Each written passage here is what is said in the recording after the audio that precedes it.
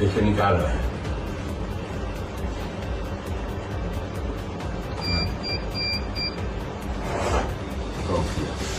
Pistol है sir.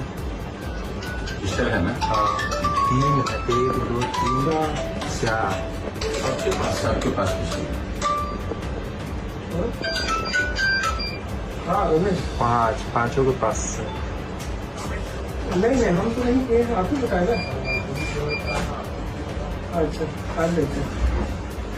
अच्छा ठीक है हम बात करते हैं। ठीक है सर, तो बता दीजिए। ठीक मैडम को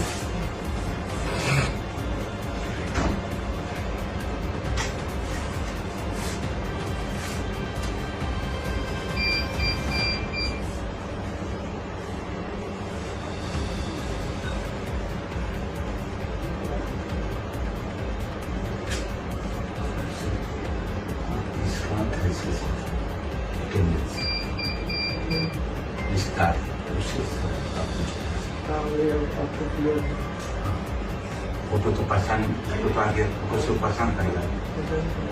जहाँ एड्रेस होगा हम लोग रवाना हो जाएंगे। ये सब फॉलो करेंगे।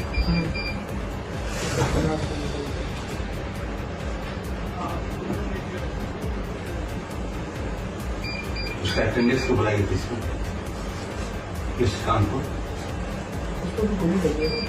उसको भी लगा है। गोली लगी है। चलो।